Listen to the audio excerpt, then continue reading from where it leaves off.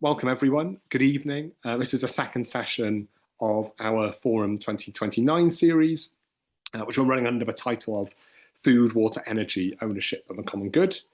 My name's Jack Callum, I'm Head of Communications here at the Autonomy Institute. Really grateful to all of you who've joined this evening, as well as those of you who might be watching this back as a recording. Had a packed in-person event a couple of weeks ago in Bethnal Green, and we're really looking forward to keeping this conversation going with tonight's speakers and you, the audience, as well. So at Autonomy, we've organised this series of events, Forum 2029, because we think, as plenty of other people have, that there's a significant gap in the mainstream policy agenda at the moment for bold, radical, progressive solutions, and particularly ones that would transform people's day-to-day lives for the better. So on the one hand, the current government often appears quite hamstrung by a really cautious approach, interspersed with throwing scraps out to the right. And even in the best light, the sort of glimmers of positive change we've seen are often feel quite piecemeal or detached from a bigger vision or hope for changing people's lives for the better. Yet on the other, we can see that radical right's really not afraid to offer some of these policies, however destructive they might be, that really tap into people's fears, desires and wants. Will, our chief exec, has just written a really good blog about this and the need for the left to offer more than just sort of bread and butter solutions, which we'll link to in the chat shortly as well, which is a really good read. We can't afford to wait until the next general election to push forward some of these concrete policies to put a better world onto the table. Nor can we just abdicate the arena because we feel like we don't have a dog in the fight. We're lucky, I think, that the institutional ecology of the left is much richer than it was a decade ago. The ability to do some of the policy groundwork and thinking is a much stronger place. That's why we've got speakers like we have tonight able to take part. And it's exactly this ecosystem we're trying to tap into with Forum 2029. Most importantly, we want to try and bring some of these strands together to build up the outlines of a policy platform that progressives can coalesce around. So each week of Forum 2029 is looking at a different policy area or group. Last time around, as well as a broader assessment of this policy landscape and political context, we focus on housing. This week, we're going to be looking at, I guess, the underlying metabolic systems that keep our societies alive and in motion. So we've abstracted these out as food, water, and energy, although the three of them are, of course, really interlinked. And Autonomy, for our part, just to sort of throw a little bit of light on the work we've been doing on this more recently, we've recently begun a program of work through our Universal Basic Services Hub, our UBS hub, tries to approach many of these key systems of sites of political potential that could drastically shift the way which we as a society interact with things like our key utilities and our energy systems. We've been looking at this through a framework of public luxury, an idea that our key services and key utilities should be oriented towards things like abundance rather than scarcity, and things that something like luxury can be achievable for everyone, not a few. And that's really important for us because we think that while some of the questions around public ownership, the financing of renationalisation, lots of the practicalities and the positive impact on bills and living standards is really important, really necessary, we need something a bit more than this too to bring people into these policies. We need a bit more on the bread and butter I mentioned before. So in some of our research, we've looked at policies such as, and we'll be exploring things like public restaurants and a public food service, or how forms of renewable energy production or agricultural production might reinvigorate public good at a community level. Thank you for sticking around. Some technical issues at our back end forced me offline briefly. Those have been resolved, fortunately. I've had a sip of water. Two of my speakers are back. I'm hoping the third will be back very, very soon.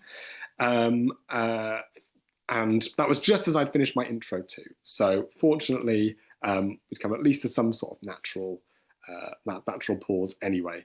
Those of you who missed my intro, I will stitch this together in the post-video production. In the meantime, I think we're going to move forward. Hopefully, Kat, our third panelist, will be able to rejoin us shortly.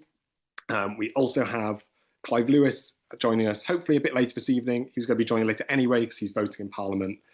So we'll see how that goes with his timing. But without further ado, without leaving you hanging out anymore, I'll quickly introduce our panelists, and then we'll move over. Vicky, hopefully that's okay with you in a second. We'll kick off with you instead of Kat. So Kat Hobbs, who was here and hopefully will be back very shortly, is a founder and director of We Own It, which campaigns to be one of the leading voices against privatisation and for 21st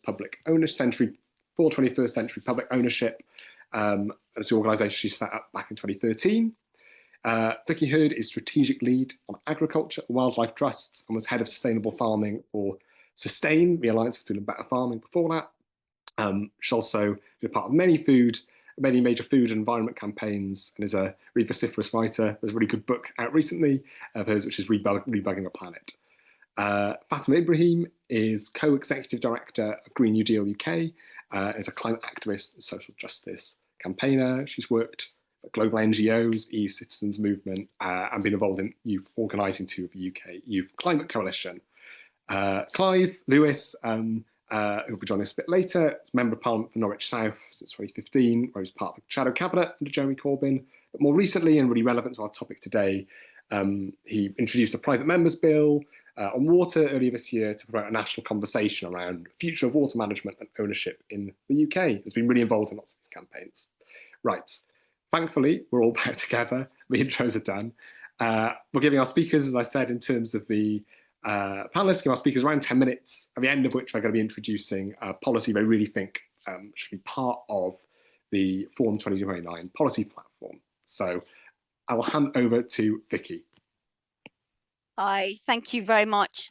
I'm probably here partly because of what work I've done in the past around the areas around our food system, which are really broken.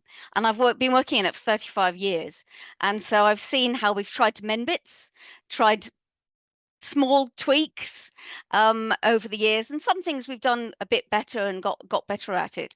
But really, right now, our food system is broken. It remains broken, and it's going to get more broken if we don't tackle the kind of issues which really go to the heart of the system, the food system itself, not just the farming, not just what we eat, but all of it, the bit in between, the supply chain, which is a really big part of how it's broken. And I did a lot of work at the Sustain Alliance for Better Food and Farming. I actually founded the Alliance, and I was working there post-Brexit food policy. I did a lot of work on supply chain fairness, but also I did some work exposing just how extractive the supply chain is. And that makes it very difficult, both for consumers to get what they need and for farmers to get what they need. Anyway, I just thought I'd give that a bit of an introduction because people might wonder why somebody from the Wildlife Trust is here. And the Wildlife Trust owns a fair bit of land, which is what I'm going to talk about. So I'm sort of speaking as myself, but a lot of what I say, the Wildlife Trust would approve of, I'm sure, and they're certainly keen for the food system to be amended in order for us to be able to share the space on this planet with each other. Well, we want a just transition for everybody, but also with nature and the natural systems on which we absolutely depend. So the thing obviously I should talk about when it comes to food and farming is land. Land ownership is probably the most unequal thing of all that we have in the UK, talking particularly about the UK. It's unbelievably unequal in terms of everybody having a share. It's also a huge part of our net worth in the UK, but it's 50% of it is owned by less than 1% population, and a huge amount of that is owned by the aristocracy from historical ownership, from the rights of kings from hundreds of years ago. I'm not saying that one of the things we need to do is to immediately, change all that, but we consistently fail to address the fact that land ownership is a problem. And there's a lot of landowners out there who want and are doing the right thing. There's an awful lot of tenant farmers. There's about over 60% of the land that's farmed is tenanted. So they give rent to landowners, either there or across the planet. Some of our land is owned by people right across the world. And they have real problems in terms of being tenants, because if they want to go and do things differently in order to, for instance, introduce trees into their system through a system called agroforestry, it'd be very difficult to do without the owner's permission because it's a permanent change or a semi-permanent change to land use. But agroforestry is an amazingly brilliant way of using the land in a better way for climate, for income. You can get wonderful things, fruit and nut and wood products from trees, but it can also protect the soil, it can protect the crops, and it can can protect animals. But it's a big thing for a tenant to do that and to put the investment in, not knowing, without, you can't do it without permission of the landowner. Anyway, that's just one example of where land ownership really hinders farmers from doing the right thing. And there's many others, particularly in the case of protecting the one infrastructure that we absolutely all depend on for our food, which is soil. And it's a couple of feet of topsoil, or 6 inches, in a way 6 inches of soil is what lies between us and oblivion, and the fact that it rains, and the soil, obviously protecting it has come to the fore over the last few years, but farmers will find it very difficult to do things differently to protect that soil, like do cover crops, like plant trees, like plant more hedgerows, more do different kinds of cropping when they're either having to pay rent, or they're getting a lousy return from the marketplace. And that both of those things are a problem. And the problem of rent is an ever bigger problem because land prices have rocketed. And one of the reasons they've rocketed is they're seen as a good investment. Land prices, we're not making land anymore, at least not in the UK. We're actually losing it because of sea level rise. So we've got a real problem of land prices and land value. It's growing because people from around the world, big corporations, big companies, big investors, big speculators are investing in land, either as an investment option or because they want to do something like build a plantation to do carbon offsetting. Some of them want to do the right thing. Some of them are doing rewilding, and there are real benefits of doing some rewilding, i.e. letting nature take over, and that in the right place at the right time, ideally done with food production as well, which it can. I've got lots of thoughts on that, which we haven't got time to go into, but you can do the right thing if you're owning land.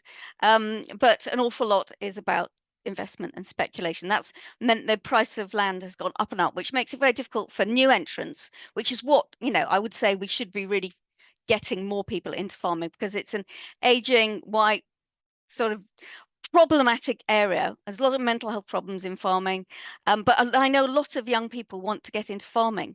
They don't want to get into the kind of farming we've got now. They want to get into diverse, organic or permaculture, low or no chemicals, good returns, a good connection with your customer, ideally not some faceless corporation across the other side of the world. A lot of the food we produce is commodities, which means they're very low price and produced increasingly for an incredibly processed food system. Anyway, lots and lots of things I could talk about there, but getting more people onto land wouldn't necessarily be a huge problem. We're not talking about a huge amount of land, because what a lot of people can produce is a lot of fruit and veg. And a huge amount of our fruit and veg is imported, particularly fruit. 85% of our fruit is imported. And so we should be growing more fruit and more veg everywhere. And that's a great initiative for people to come in part-time potentially, so they can still have other jobs. So what I would, think about, we need to think about where that land could come from. And we have small holdings under the Small Holding Act. Local authorities own land and they have done for a long time to get people onto the land. It's a from many decades ago. It was introduced to allow homecoming soldiers and others to get land, to learn the skills, to get the skills and become farmers. We needed farming. And that land is rapidly being sold off because local authorities have been under austerity for 13 years, and they need the revenue from that, not the revenue, the capital from that sell-off. The revenue from it isn't enough because farmers are squeezed, so they can't pay much rent. Anyway, there's a lot of complications, but we should absolutely stop selling off that land that local authorities already have, because it's a fantastic opportunity for new entrants to get onto land, to learn the skills and do things differently, do regenerative farming and horticulture. So we shouldn't be selling that off, but we should also be introducing a right to grow. Now this is there's actually been a bill proposed on a right to grow, and it's been developed by a brilliant woman, Pam Warhurst, from the Incredible Edibles Initiative, which is helping people to find spaces to grow food in their area and getting many benefits from that, not just fresh produce on your doorstep, but community cohesion, ending antisocial behaviors and vandalism. Anyway, so getting the right to grow in every area, in every community, would have an amazing impact. Hull is the one council that I know has actually enacted a right to grow pledge, I think it is. I can't remember what the exact legal status of it is, but all local authorities should be able to do this. And it means that you would have areas which you wouldn't be able to sell off that land, and you wouldn't be able to build on it in the wrong way, but you would make sure land is available for local communities, enterprises, they could be community enterprises, to grow food in an urban and a peri-urban area and a rural area. And that right to grow will be enshrined in law, that you had a right. If you saw some land that was not being used by anybody, scrubby land, and wasn't sealed by concrete, because getting concrete out is a big thing, although we should get concrete out. But what you've got, if you're allowing people to grow food, you're getting skills, you're getting well-being because people are active, you're getting fresh produce, and people outside doing things together. So if you're a community, you've also got some incredible natural capital, because if you're doing it in soil, you're creating an automatic flood alleviation mechanism. The soil will absorb the water coming down, and in cities, we urgently need that. I live in Hackney in North London, and we've put in loads of rain gardens, little places of soil, which the council know will absorb some rain when it comes, and that will be an important thing, as we know we're going to get more rain as climate change kicks in. And you'll also get wildlife, and you'll get city cooling, because if you've got green areas, particularly if you've got bushes and trees in there, which is a good thing to have, permanent as well as annual crops, it can be very cooling. We know trees cool a street, absolutely no brainer. So we need, I think, a right to grow enshrined in law, and we need to stop selling off community land. And I would also say, as we know that farmers need to have they need power, selling power, and consumers need buying power. We should also be investing in a far better food system, by investing in local food systems and regional food infrastructure. And I don't know if this fits well with the autonomy, what you're thinking about, but that could be public money invested in storage, refrigeration, part processing, so that farmers can group together, sell into a local or regional market, and get more of the pound. I did a piece of work which showed that farmers and growers were getting less than 0.09p for a loaf of bread, 0.05p for a chunk of cheese. Their profits are absolutely minuscule. And the reality is the profits are minuscule for everybody. The supermarkets don't make much on those products. They make enough because they're big enough, but farmers don't. So we need to restructure the whole supply chain to build in alternative routes to market for farmers. And I think that would be exciting, and it could be linked to the right to grow, people sort of getting that food into those marketplaces, and having community enterprises that are selling food locally, and ideally a lot of it more fresh, so we get off the treadmill of junk food that we've all been marketed and advertised and educated to believe that's what we should be eating. And that's the final thing I would absolutely add to my bucket list, or whatever the phrase is, would be a ban on marketing and advertising of junk foods. Absolutely well overdue. We've got an obesity epidemic. And farmers don't get anything from the process, the products they produce for junk food production. So it's a win-win-win if we did that. But obviously there's a huge load of people against that. So, but I'll leave it there. So have I had my time? Fantastic. I think Okay. that's a wonderful summary and a huge Okay. sort of array, I guess, of policies that are thinking about how to bring Yes. I was going to mention food. land value tax as well, Yes. but that's just one thing too many. Plenty of things. Yeah, that's great. I mean, if Mm. we to sort of keep strictly to our format as well, I've been given directions by Will, our director, to make sure that we get the definite one policy from each panelist at the end of it. I think if you had to pick a single particular policy, you'd be really keen to see involved out of that range of things. What might that be? Is it something around the right to grow? Is it I something think around? it will probably be the right to grow at this point in time. I mean, land relay tax, I'd love to say, but 30 years of not getting it. So I'd say the right to grow enshrined in law everywhere.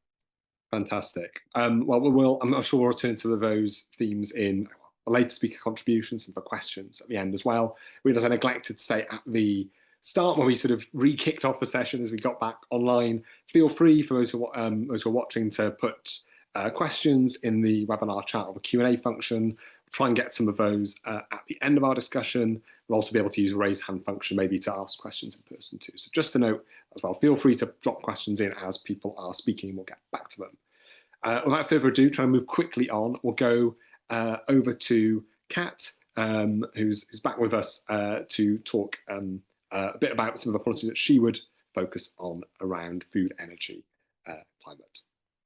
Thanks. Thank you, Jack, and thanks to Autonomy for organising this. It's great to be part of it, and just really fascinating what Vicky was just saying there.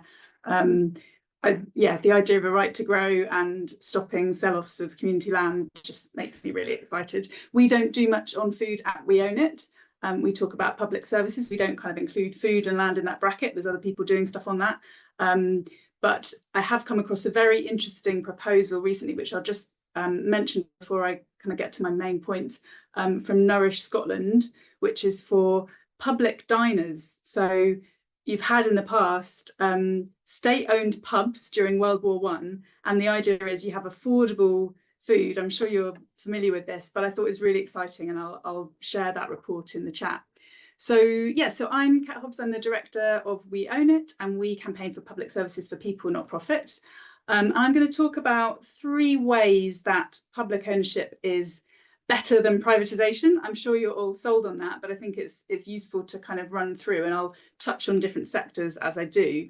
And then I'm going to talk about the 3 ways that we can bring public services back into public ownership, how that works in practice. So I'm going to focus more on water and energy and other public services, because we cover everything from rail to Royal Mail, from council services to care work, and the NHS, of course. And we work with lots of different organisations who want public services to belong to us, the public. And what we mainly do is campaigning, but we also try to make that broad case for why public ownership is needed. So 3 ways that public ownership is the best way forward are we get the money. So, you know, where does the money go? Why is ownership important? It's about where does the money go? We get to plan what we want to see happen, and we get accountability over our services. So what we see again and again in public services is that when our services are privatised, money is leaking out of the system in the form of shareholder dividends and in the higher cost of debt and investment in the private sector. So public sector debt is much cheaper. And that means that we're wasting a huge amount of money on privatisation, and that's money that could be reinvested back into services. You also see private companies cherry picking. So if you think of a bus network, for example, what you see is the private companies choosing to run the busiest, most profitable routes, taking all of that money, but then not running routes to rural areas. But if you have a publicly controlled and ideally publicly owned bus network, then you can take the money from the profitable routes and invest it across the network. So it's just recognising, actually, this is a network that we've got here. We want to run it as one. But if you allow private companies in, they will cherry pick the most profitable bits and they will ignore the rest because they don't have that public purpose. So the second thing is about planning. So, you know, we're in this age where we've got limited resources, we've got climate chaos. It really doesn't make much sense to hand over control of our natural resources and our essential services to corporations who prioritise profit, because their mission is not our mission, and our mission can be about stewarding public resources, it can be about reducing carbon emissions, it can be about making sure that people have access to services, it can be about safeguarding nature. All of that is really, really important as a mission, and it's not a mission or a purpose that private companies share. And so, you know, they will cut corners, they will not be flexible about what they want to do. We have to pay them more if we want to get extra services. The whole thing is very fragmented. So we see at the moment on the railway, with the government kind of picking up the pieces of the fragmented railway system. You don't have a kind of unified system that's trying to achieve something. You don't have a guiding mind. And planning, you know, don't have to be talking about the Soviet Union to just say, actually, can we plan something here? Can we have something that we want to achieve, an outcome, and can we get together as humans to do that? And that is something that public ownership enables us to do.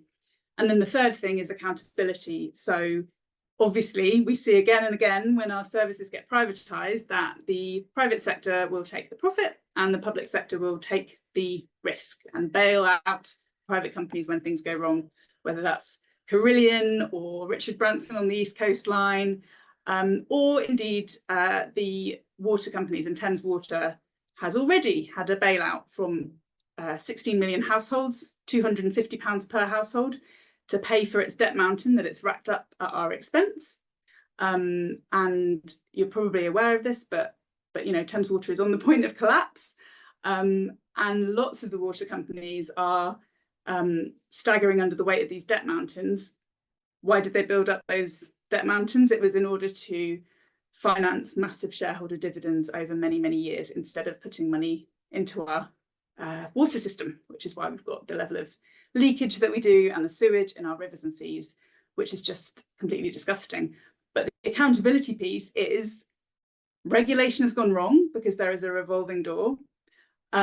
These water companies are effectively, these private water companies, the private shareholders, there is a catch-22 because, you know, either it's a good deal for shareholders, in which case it's a bad deal for our rivers and it's a bad deal for us as households and workers, or it's a good deal for us and they're actually investing and they're delivering what they should be, and then it's a bad deal for shareholders. So the government doesn't seem to be able to grasp that point.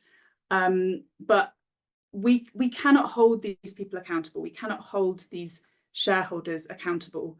And so what we're arguing at We Own It is that we need a model of public ownership that brings together a broad public. So there's lots of different forms of ownership, and it's great that you've got cooperatives, that you've got social enterprises, that you've got community ownership.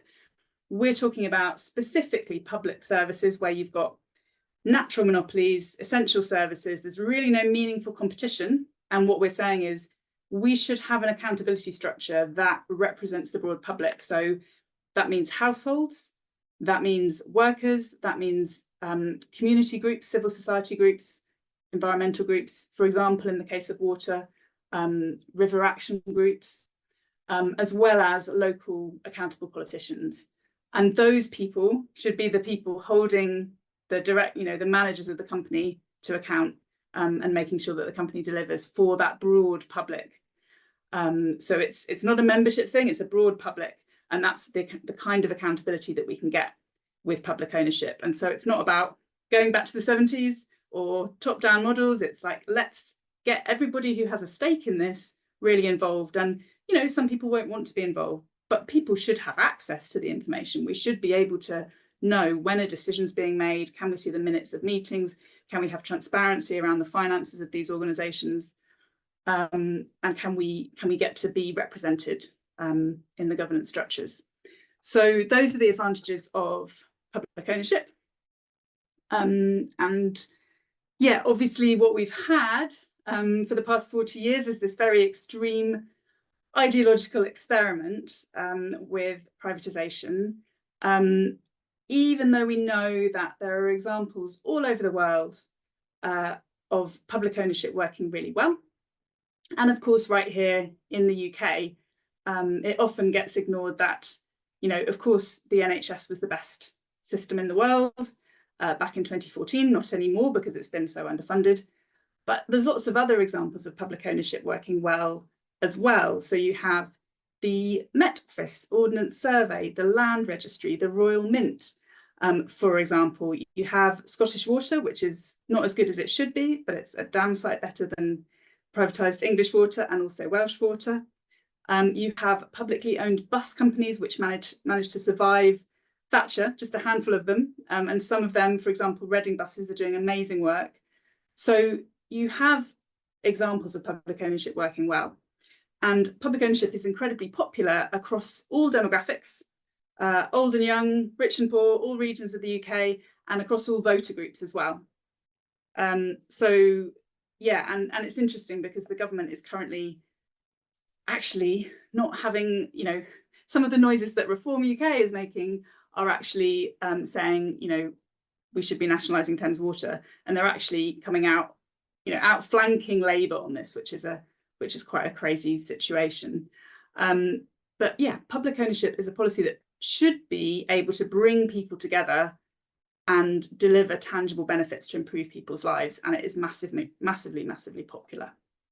So 3 ways we can do it, and the government, as Jack mentioned in the beginning, is having a kind of very piecemeal approach. That's probably the way to put it on public ownership. You know, on the one hand, bringing rail franchises into public ownership, on the other hand, leaving the trains themselves in private hands. On the one hand, setting up Great British Energy in public ownership. On the other hand, not giving it a decent budget and not enabling it to have a retail wing so that households can buy from it. And while they're doing all that, on water, Steve Reed, the Environment Secretary, is just point blank refusing to consider the option of public ownership. And so the government has kickstarted this independent review. I think it is independent, but it's severely limited in what it's allowed to cover, the Cunliffe Review, which will report back in July. And that is to look at the whole water sector. It is the biggest review of the water sector since privatisation, but it is not allowed to look at the option of public ownership, which is how 9 out of 10 countries run their water. So that is completely bonkers. But yeah, you've got a government that is really muddled on public ownership. They don't understand why they're doing it, when they're doing it.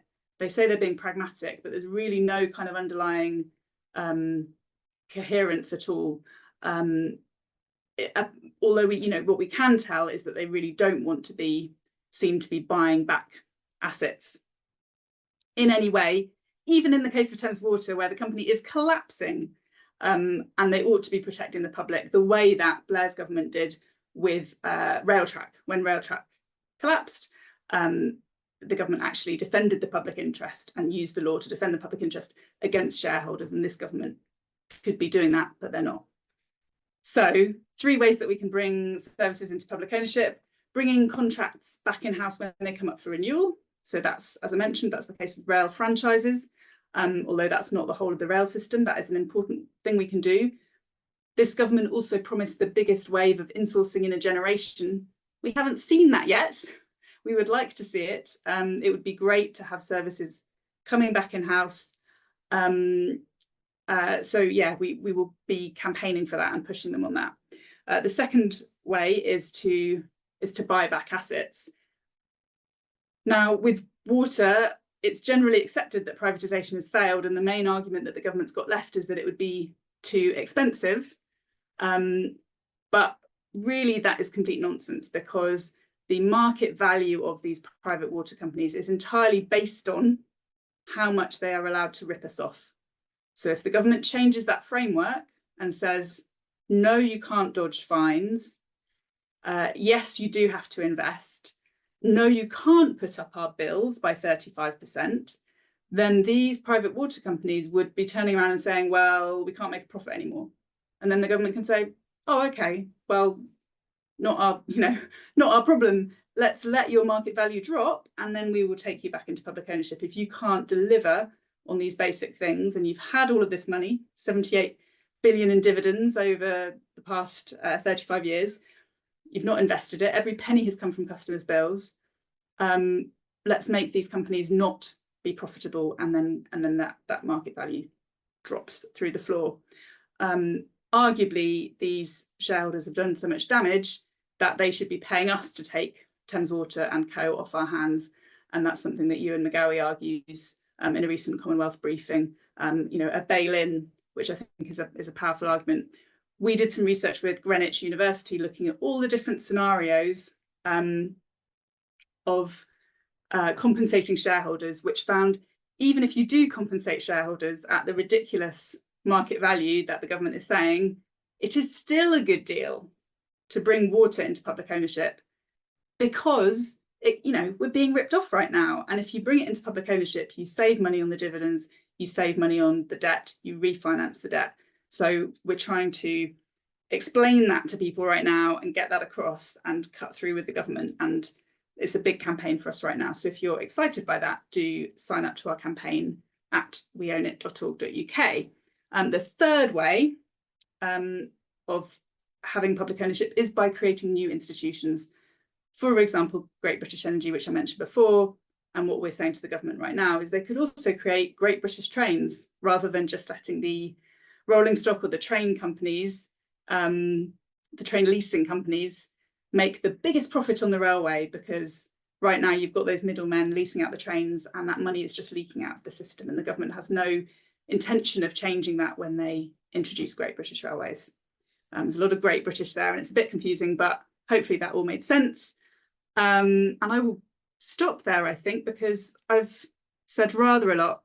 But yeah, public ownership gives us these advantages, gives us the money to reinvest, the planning to do the missions we need, the accountability over our services, and we can get there by bringing contracts in-house, buying back or taking back assets and creating new institutions, rather than leaving all of this monopoly power, all of our precious natural resources, all of our most important plans in the hands of these corporations. Thank you. Fantastic. Thank you very much, Kat, for a wonderful primer, I think, for progressive case for public ownership. I'm going to really squeeze out. I mean, I'm very happy in a sense to take public ownership of key utilities as a sort of put forward, I guess, policy if we want to take that. But at the same time, I'd be really interested if there was either a particular key utility or a particular sort of component of a policy package that you think really needs to be at the forefront or people should really think about or is maybe underappreciated. Is there a particular thing you would want people to take away or put forward for the platform? Yeah, I might be taking Clive's here as well, but it's good if we both say it. Start by bringing Thames Water into public ownership. There's never been a cheaper time, and really it's outrageous that the Environment Secretary, Steve Reed, isn't listening on this. That's fine. We don't mind consensus. Consensus is fine. So that's great. Brilliant. I will keep us moving forward before we turn back to think about some of the links between these contributions. I'll hand over without further ado to Fatima from Green New Deal UK. Hi, good evening, everyone. So nice to be here, and I'm excited and super inspired by both Vicky and Kat's interventions. And I think it's interesting that my policy just sort of skipped to the end is going to be on food, even though food is not an area I work on at all. And I'm definitely not an expert, but I think that is interesting that all three of us have spoken to food, and it kind of speaks to this moment that we're in. And I'm a campaigner, I'm not a policy expert. So much of my engagement in this is in the imagination piece. How do we create the space for public imagination that allows us to build a better future where all of these things are possible? And so I want to speak from the perspective of the Green New Deal because it offers a bold but necessary reimagining of how we organize society, one where the economy works for people and planet, not profit, where food, water, and energy aren't commodities, but live life-giving systems we manage together. Public ownership is often sort of reduced to debates around nationalization, but the Green New Deal invites us to ask deeper questions. Who controls the foundations of life? Whose interests are being served? And what would it look like to truly democratize these systems, not just own them publicly, but make them work for all of us? So that means looking at ownership, yes, but also power, participation, and imagination. And it's the imagination piece that I'm most interested in. And I'll get to that when I think about the policy that I have chosen. But let's start with the obvious, and this has already been labored by both Kat and Vicky, which is like these systems are in crisis. Food prices are soaring, supermarkets profits are up, but food insecurity is rising, farmers are being squeezed, and millions rely on food banks. Our rivers are polluted by privatized water companies who pay out dividends while dumping sewage, and people's energy bills are going up obscene amounts while oil and gas firms post record profits. Meanwhile, households up and down the country are making a choice between heating and eating. Our housing stock still remains some of the leakiest in Europe. So these aren't isolated failures. They're the predictable outcomes of systems designed to extract profit rather than meet needs. And so the Green New Deal starts from a different premise. We must organize our economy around care, not extraction, around collective well-being, not shareholder gain. That means publicly owned zero carbon energy systems driven by renewables, affordability and local control, a regenerative food system centered on justice for workers and nourishing food for all, and yes, access to land and nature, a clean, accountable water system run for public and environmental health. But more than infrastructure, it's about dignity, building systems that support a decent life, warm homes, stable work, clean air, healthy food, and community. So when we talk about ownership, what we're really talking about is power. Ownership should mean agency, the ability for people to shape the systems that affect them. It means managing shared resources for the public good, not private gain. It means building systems that are transparent, accountable, and participatory. And so, as I've said, I'm not the expert when it comes to the policy stuff. I think like between Vicky and Kat, and I'm sure Clive, you've got your policy paper right there, Jack.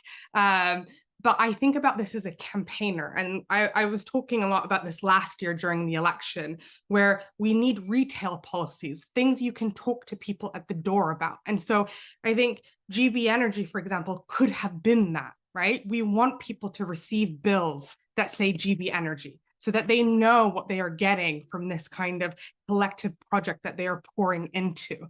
And so it has to meet people's like lived experiences. There's, yes, it's going to be transformative to have energy owned at the public level, yes, but public ownership itself is something that needs to be reinforcing and needs to be reinforcing through the imagination, that people kind of are like, yes, I pour in and I get out, and therefore I want to keep pouring in.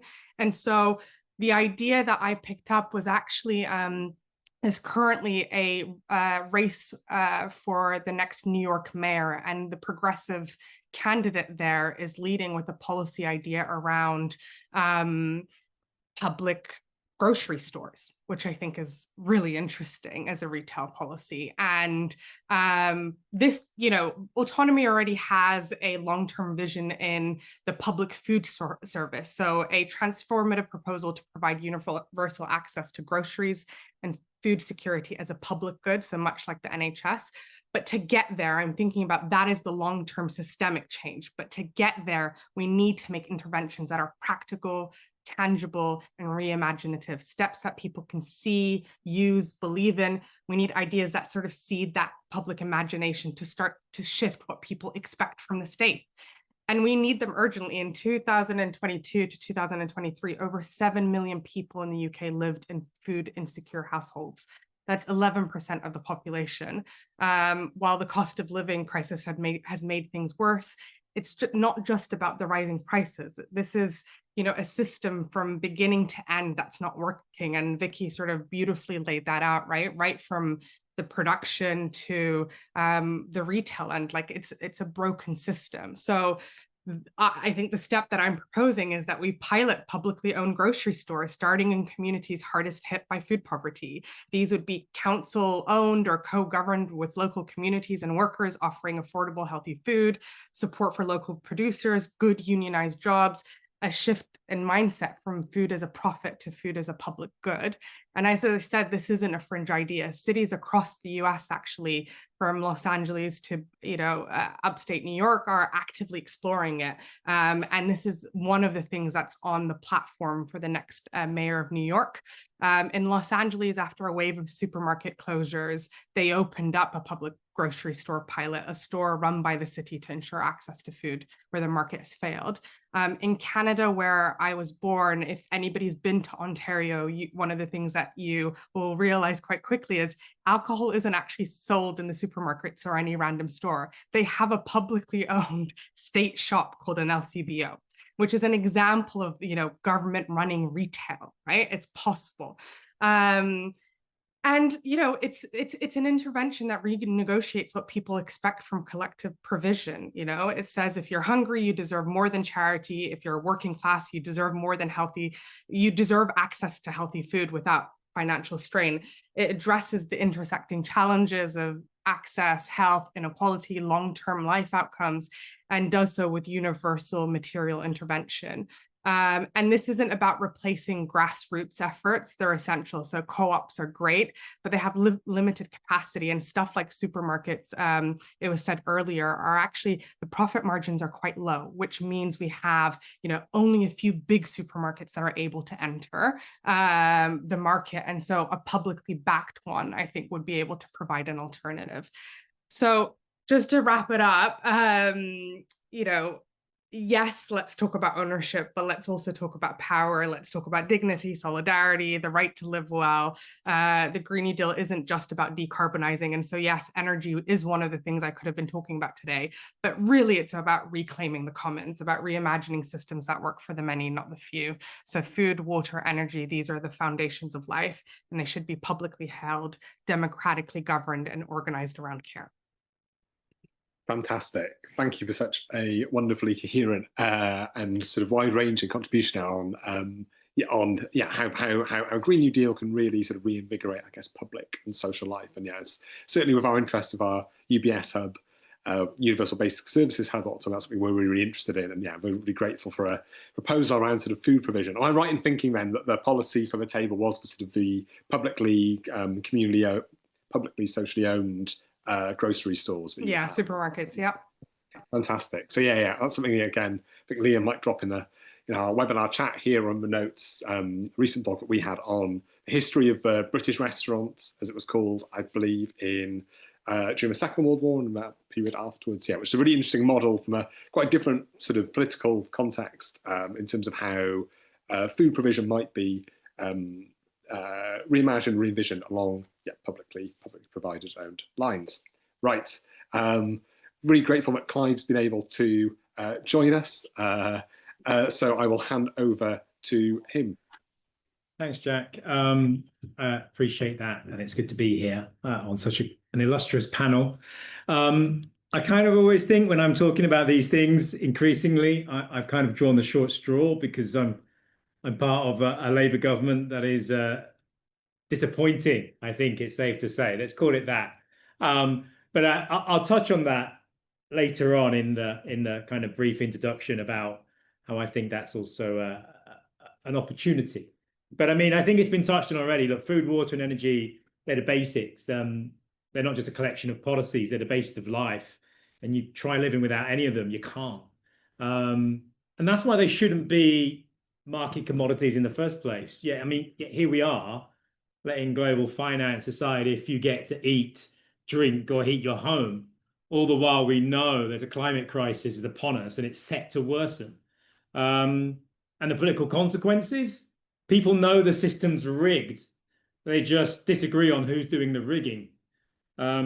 We now know, well, we've known for some time, the right blame immigrants and refugees. Unfortunately, sadly, a claim even elements of Labour are starting to echo.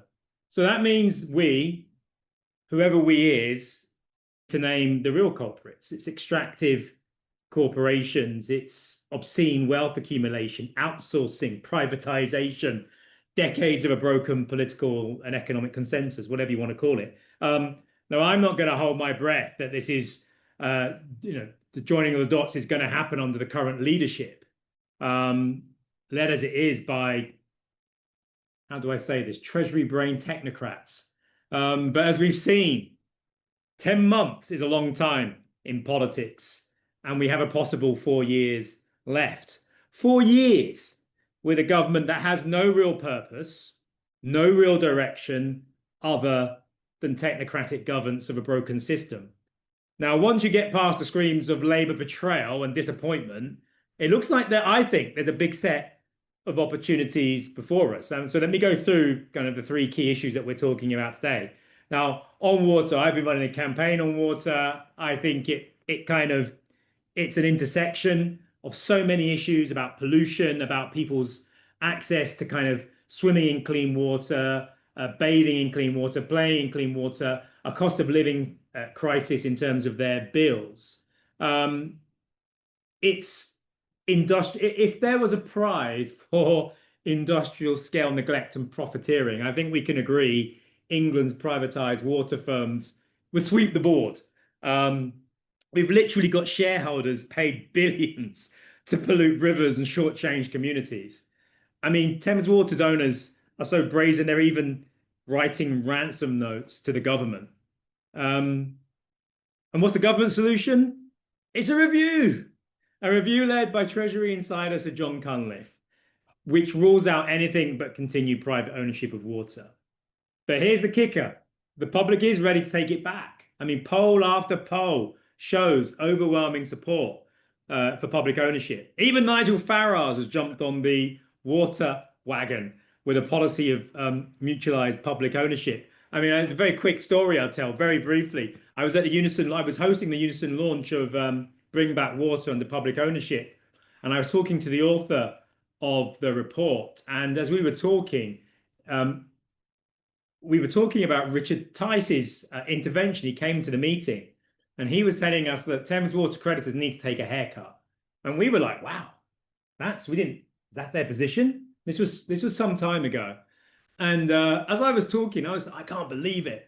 A far-right party like Reform are outflanking Labour. And the author was looking at me and he was going, quiet, Clive, keep quiet. And I was like, what do you mean? And I looked over my shoulder and Richard Tice was standing there.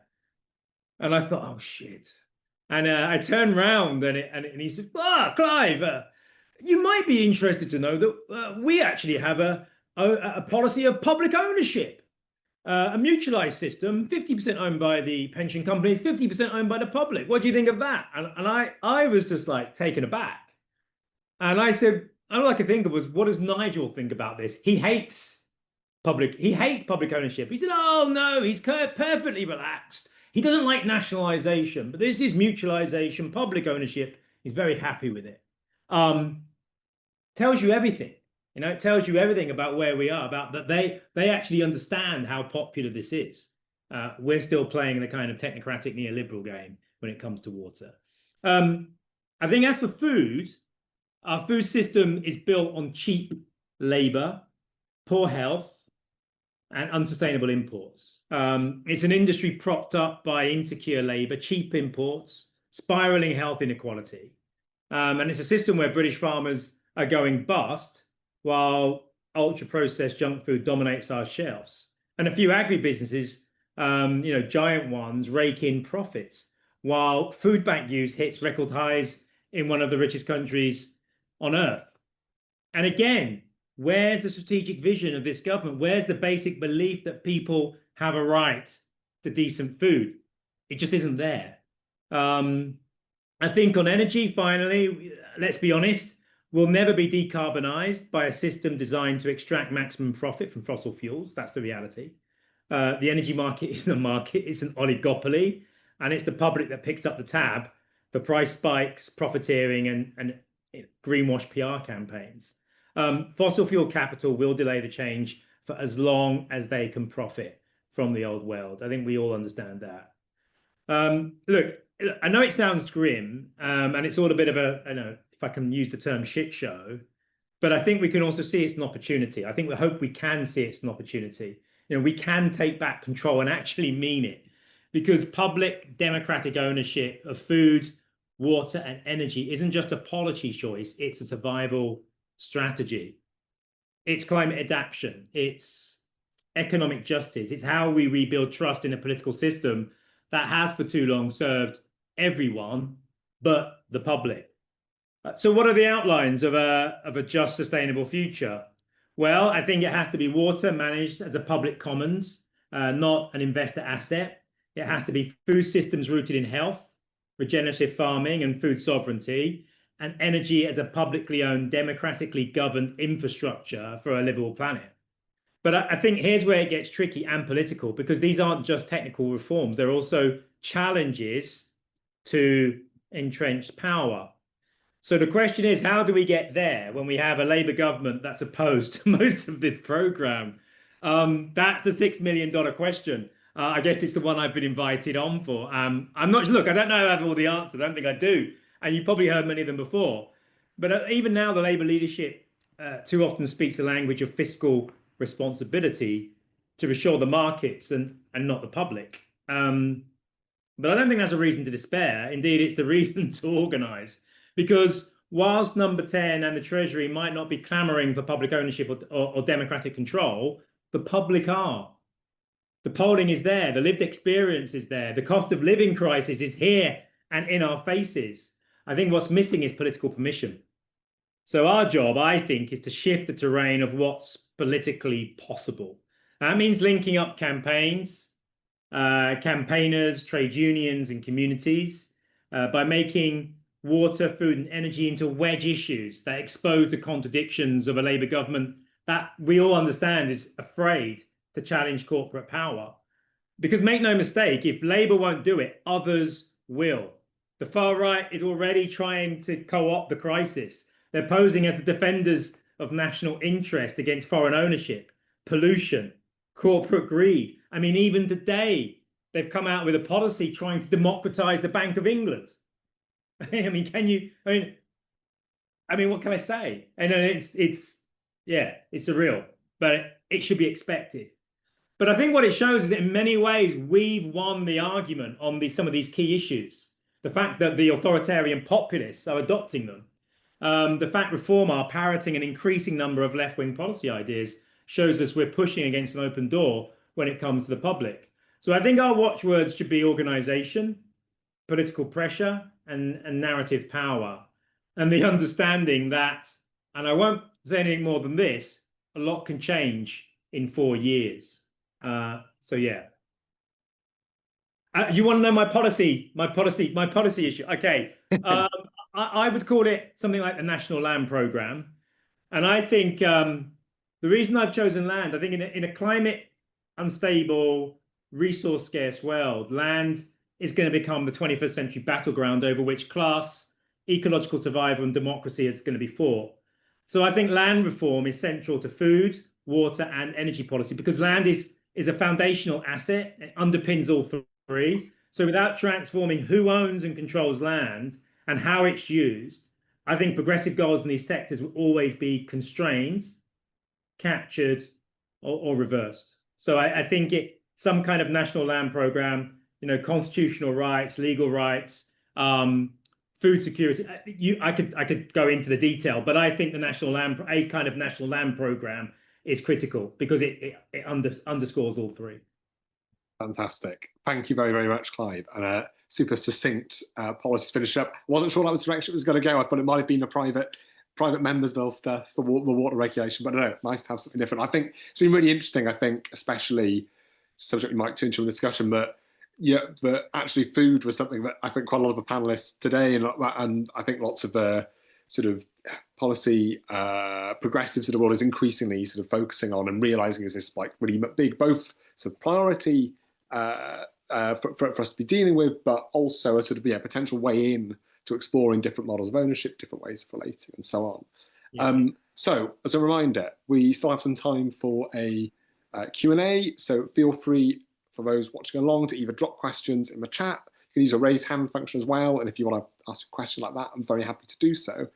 In the meantime, I've got a couple of initial reflections from the panel I'm going to throw out there and see what people think about in the meantime. And the first is, I guess it's what you touched on, Clive, and other people did as well at the end, on how things like public ownership of key utilities and to an extent other things like food sovereignty as well are becoming increasingly sort of favoured or prominent issues on parts of the radical right. You mentioned for ways some of this is appearing at least at a sort of surface discursive level, and sometimes actually even in more sort of slightly thought out proposals too.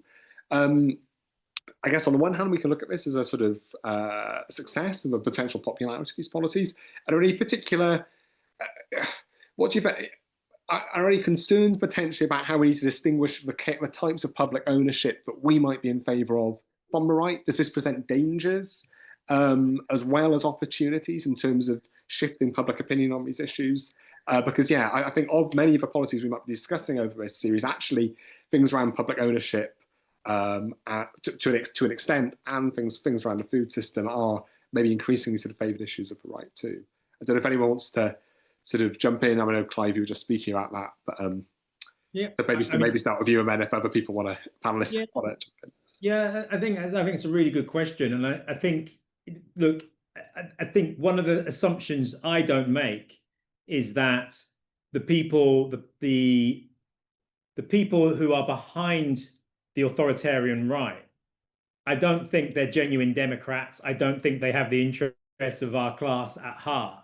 I think what they can see is that the system they have got behind for the last 50 years is breaking down, that there is an opening because, my party is basically clinging on to this dead system. They can see an opening. They can see the public discontent. And so they can see the kind of policies that they need to talk about to be able to kind of get to win once. And once the authoritarian right win once, there's a good chance that they never lose again. I mean, I'm not saying that they would end democracy, but they would definitely bend democracy into a more authoritarian form, which makes it more difficult for genuine progressives and to have a genuine liberal democracy. It makes it a lot more difficult. So they only have to win once. And I think once they've won once they've got in on that populist ticket, then they can begin to show their true colors. They will show their true colors. Trump, I'm anti-war. I'm anti the neoconservative, constant war, non-ending war in the Middle East. Oh, now I'm in power, I want to destroy Iran. So I think we can see that actually they will say as populists what it is they need to say to get into power. I think what we do is we root it in the fundamentals, in democracy, in transparency, in accountability, the things which will mean that once, if we were to get into power, to have these things, there would be a fundamental difference between what we're saying and doing and what they're saying, but what they would actually do. And I think we have to articulate the fact that they're not honest about what it is they're saying. So I guess that would be my take on, if we root what we're saying in democratic accountability and transparency, give people real power rather than, look at their water policy. I'll finish on this. They're calling it public ownership, but it's 50% pension companies and 50% the public. There's no real detail on how this would work. There's no, it could end up in that. We just don't know. So I think one of the things we should also be doing is questioning and interrogating what it is they're actually saying and how it would work, and hold their feet to the fire. But you're right, there is going to be this crossover where what we're saying coincides with what they're saying. We just have to make sure ours is rooted in that genuine democratic accountability and transparency and ownership.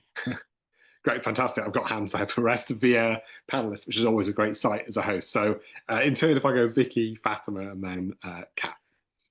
Yeah, I'll be quick. Yeah, I think it's a really good question. And having been witnessing some of the big farmer protests starting in Europe, across Europe, and then farmer protests in Wales, and then we had some in England, and how they were sometimes co-opted by some of the far right to get some of the, to use the legitimate concerns that farmers were having. And I think some of them were more legitimate than others, if I could say, in terms of actually identifying the driver of the problem, which we've all discussed just now, sort of extremely extractive supply chain, wealth, and inequality within the food system.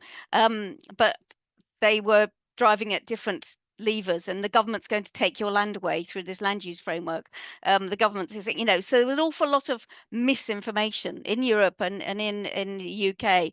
And I think it's really important what Fatima was saying about building up the stories and the community and the understanding and the honesty in communities everywhere about a real solution to this, a real set of solutions. There isn't one solution. It's incredibly complicated, the food system, and the drivers in the wrong direction are incredibly powerful.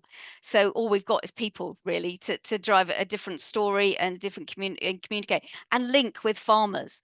And one of the things I mentioned in my talk was the fact there's a lot of young people who want to get into farming, but not the wrong kind of farming, not the extractive farming. And there's an awful lot of low paid workers in the food system, and that should be addressed through better prices, allowing them to make better wages and have family friendly working conditions, which is not the case, particularly in fruit and veg. It's very unfamily friendly, which is why a lot of migrant workers are coming here to do it, and that's all sort of breaking down. So we're investing in robots, which I wonder if they'll really be the solution. But thinking about how we can create liaisons with communities, younger communities within the food system, both workers along the whole supply chain, but also people who want to get into farming. And the Land Workers Alliance have got lots of ideas. I've worked with them for many years, and they've got lots of ideas about that. And we had a big march a couple of months ago, and we're really clear that we don't want to get the sort of far right rhetoric into any of the farming debates. It's really important not to. So that's not quite what your question, but I think it's important to observe that over Europe and UK.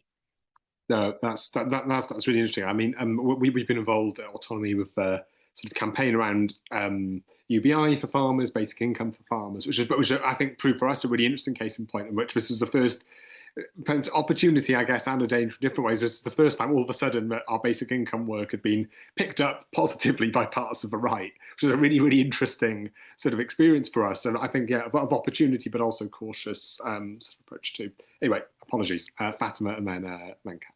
Yeah, I mean, I guess the thing that is dangerous about this kind of iteration of the far right is that at least their public analysis is the same as ours, right? And so they're using our language, they're pointing out the things that are going wrong, which are true, but who they're blaming is different, right? And so they're going after the most vulnerable in our societies.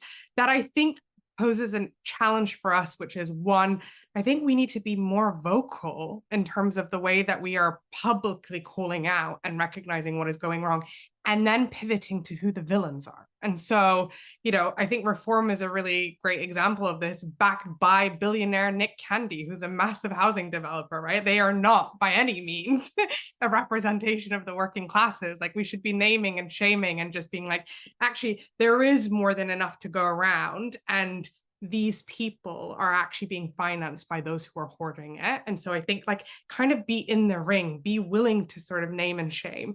The other thing that is different about this iteration of the right is they actually organize. They're not like the conservatives weren't really organizing in communities, right? And so we could have a media fight with them. We could have an intellectual policy fight with them.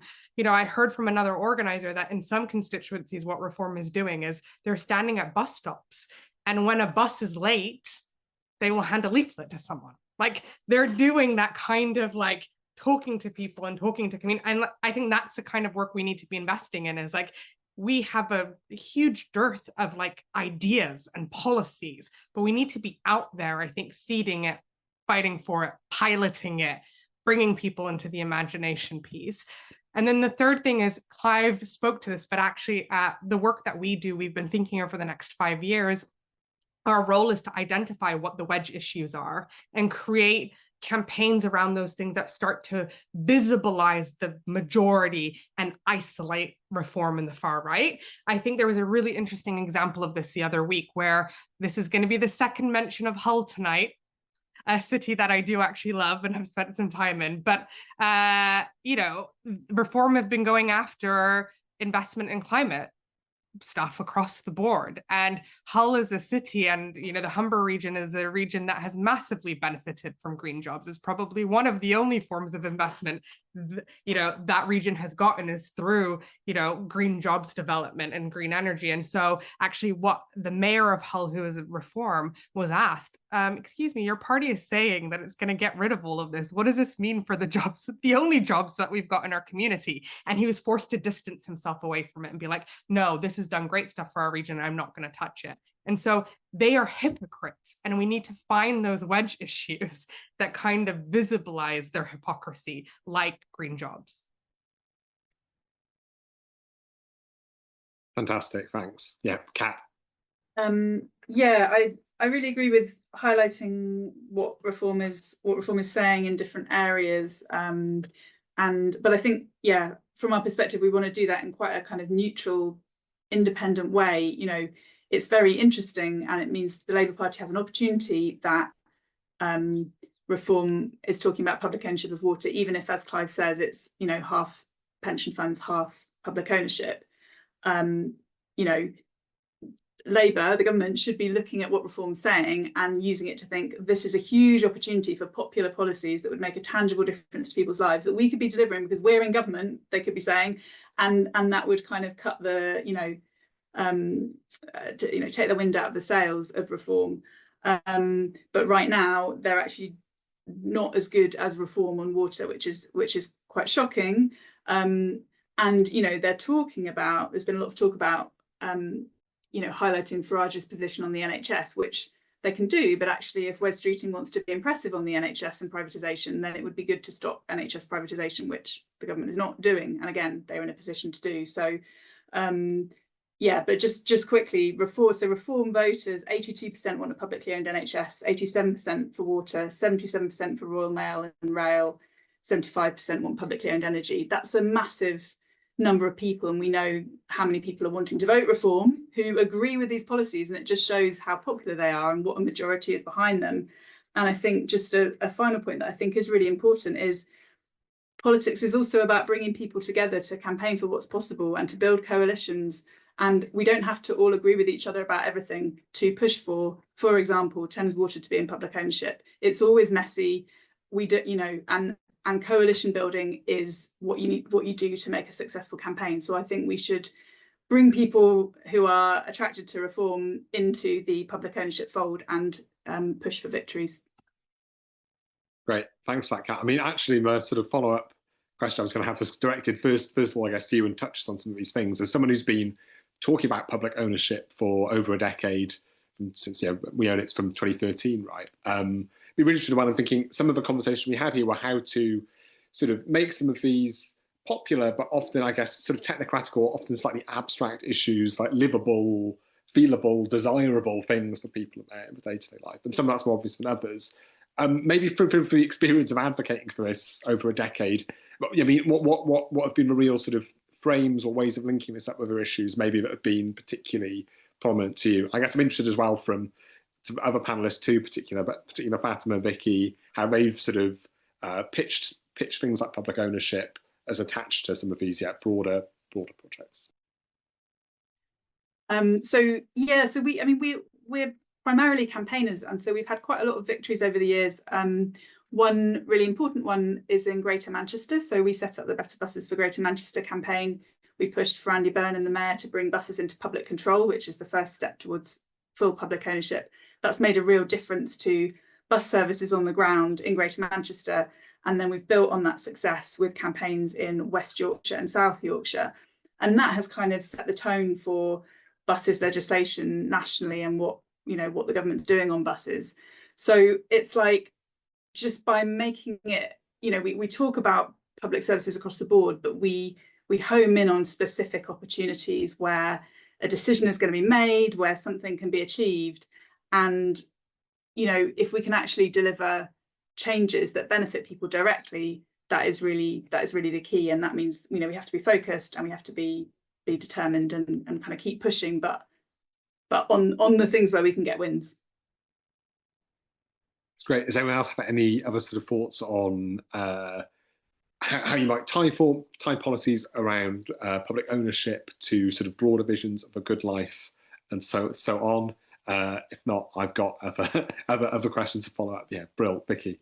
Well, I was just going to mention, I've over the years I've worked on public procurement of food, because it's not a massive part of the market, but it's a very significant part of the market because you've got captive audience in schools or hospitals or the armed forces, care homes, and it's people who really are needing good, healthy food. And so we've campaigned for that for many years at Sustain and other places, and I worked at Friends of the Earth. And I think the problem is that in terms of the public procurement, it should be in public ownership and control. Kat talked about planning. You should be able to plan that well and do it well and provide healthy food for children in schools. It just doesn't work when you're up against a system which is highly centralized, highly uniform, lowest common per person budget. So if you squeeze all those things, you're up against a private sector who can do it so much more efficiently, and they have hugely centralized systems which pack all the food into reheat meals, ready meals that you reheat in a system in a hospital. So you get rid of the kitchens in the hospital, you get rid of the kitchens in the schools, and that's happened over the years in a way which is hugely damaging. To put that infrastructure back, it will take public investment, and we've been up against that all this time because slowly it's been eroded. That public capacity to do it well and to feed our hospital staff as well as patients and visitors well has been eroded by that. There's been some brilliant examples against that, doing it really well, and some good case studies that I could point to, but they're always up against a really low cost alternative, and when budgets are squeezed, it's really hard. So I think we've got to be able to tell the story of the health benefits and the educational benefits of having a good meal, and ideally breakfast clubs. It's great. Some of that's gone somewhere with this government with breakfast clubs for kids, but it needs to be much wider, and recognizing the economic benefits of that, and getting people back to work from illnesses better if they've got good diet. All those kind of things. We have been telling those stories, so it needs to be more than us. And, I'm not quite sure how we do that, but joining the dots would be good. But it's got to be more money available to pay for the good raw materials. Yeah, that's certainly true. I mean, I guess leading on from that previous question, I suppose what's come up in many of the panelists' contributions here and some of our own work autonomy recently too is an interest in work that's going on at, I guess, the local level or a much more regional level in some of these issues, which I guess it sometimes is revealing, but there's sort of this gap, right, between what are often big national, nation-state level processes and systems, right? So I guess, and that might sort of further question for the panel might be whether, any particular more local, regional pilot schemes of things you've been interested in, which sort of point to different directions for these forms of common social public ownership of these utilities, or as well, how useful these things can be to some of these national policy issues too. If anyone's got anything to jump in on. For instance, we've been looking at autonomy.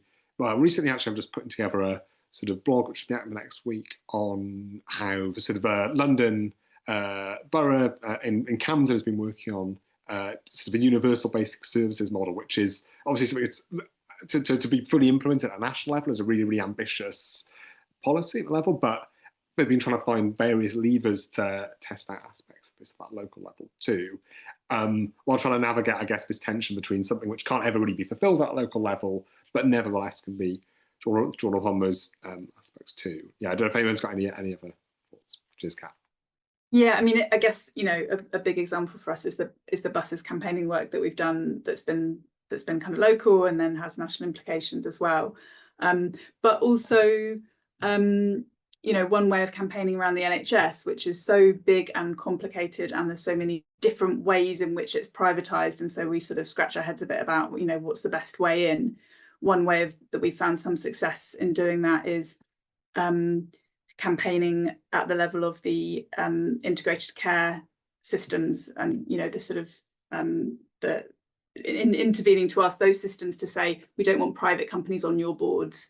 And we got several of those across the country to say, okay, we won't have private companies on our boards. And so, you know, I think you're right that, you know, often breaking it down to kind of come in at a more local accountable level can make it easier to get a campaign win. And then if that leads to successful public ownership or ownership that benefits the community, you know, that's maybe a test case that can be built on elsewhere.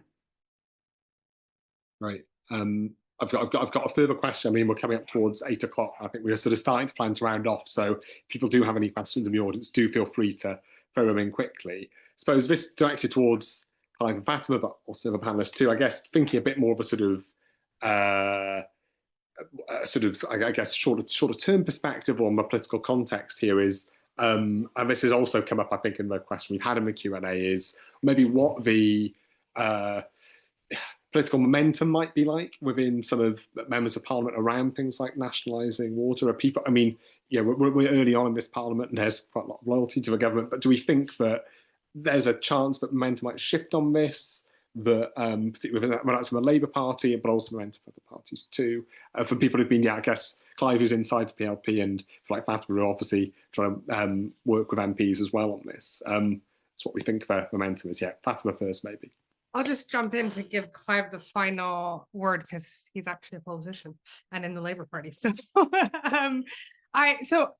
just a sort of reflection on what the work that we're doing right now. Obviously, public ownership is part of the slate of sort of the vision and the policies that we campaign around, but actually the campaign we're currently running is called Pay Up. So it's very specifically about wealth taxes. And why are we running a wealth tax campaign?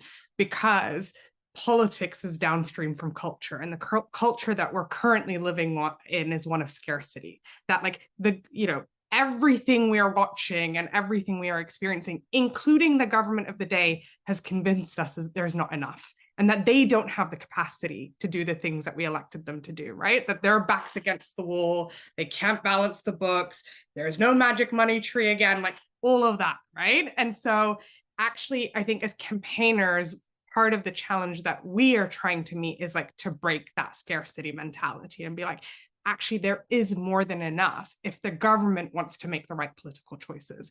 And it is currently making political choices that facilitate the hoarding of wealth and the hoarding of like, you know, land ownership or contracts or whatever else it is. And that if they are willing to make political choices that are in the interests of people, then that gives the government capacity, right? Like we want a government that, you know, has assets. We want a government that has the capacity to spend on things.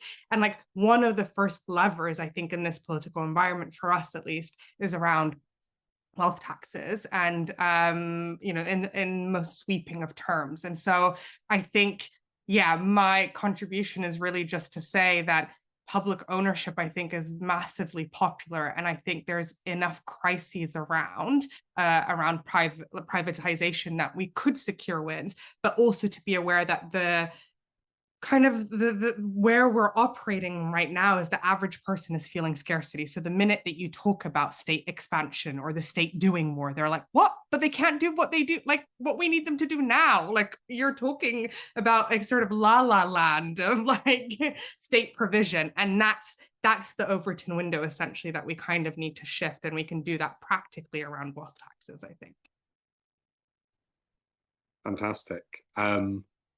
Clive, the big final word politician on momentum, I guess, potentially within the PLP, within Parliament, around things like water.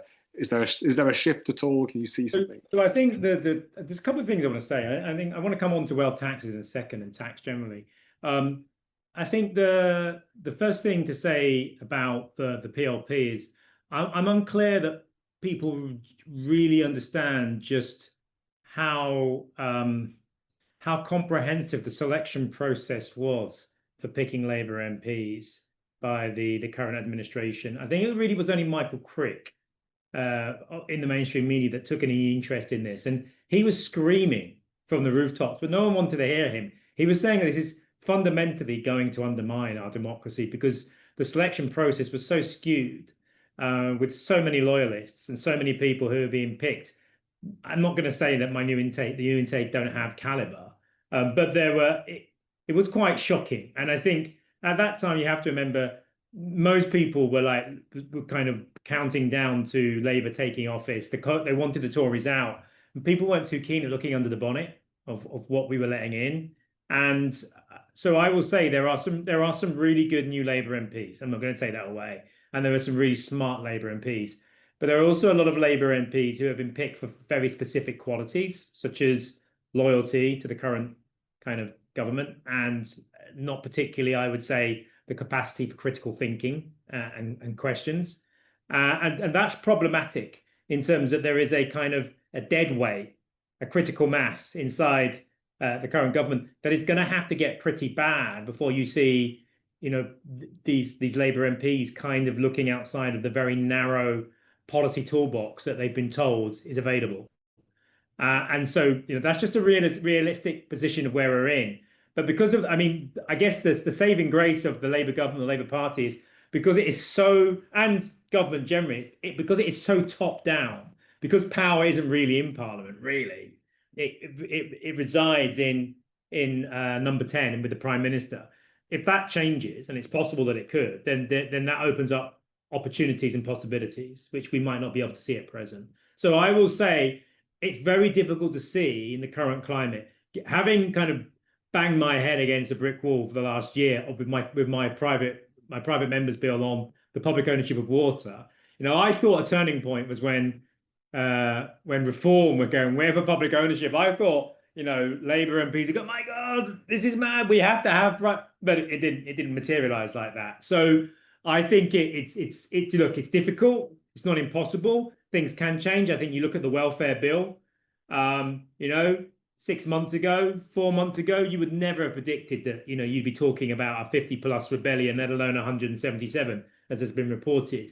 So things can change pretty quickly. I'm just saying at the moment, I find it a little bit difficult to see that in the current climate.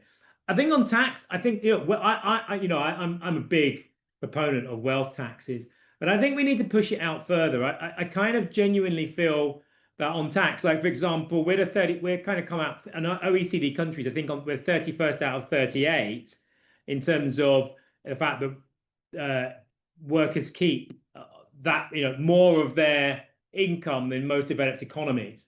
So I want to see wealth taxes, but I think there's also I think we also have to understand that if the scale of what's coming at us isn't going to be entirely funded by wealth taxes. I think wealth taxes are great because they implicitly show something which is so disgracefully wrong and unfair within our political and economic system about the wealth that is generated, and we should tax wealth far more effectively. And that will in effect undermine their political power as well. And we need to do that as a matter of urgency. But I also think we need to look at income tax as well. I don't think we can get away from that because there are vast waves of people. We have elements of a regressive tax system, council tax, VAT. So I think there's a lot of area for change there. I also think on income tax, there are still people who are not in what you would call the super wealth bracket who also have income, and I think who would buy in if they understood that that money wasn't going to end up going to shareholder profit, wasn't going to end up going to outsourced corporations, that their money, their increased tax was going to go back into a system that was a circular system. When you invest in those public services, they stay in those public services, they stay in that community. I think if that was the case, if we had that, if we could make that argument, then I think we could broaden the argument for more tax. That sounds mad, politically mad, but I think we're at a point where people can see the wheels are coming off our social infrastructure, off of what you would call, social infrastructure. And I think people want to see that change. So I think, that would be my input on that. Fantastic. Thank you very much, Clive. I'm happy to give a quick chance in case Kat or Vicky have anything particular they want to add to Fatima. Fantastic. In which case, I will give everyone back a bit more time at the end of this. I'll first of all say a massive thank you to our panelists for joining us this evening, sticking through us with some technical issues at the start. Clive, you managed to miss that, I think. To the audience who stuck with us and came back, I'm also really, really grateful. Thank you for coming along.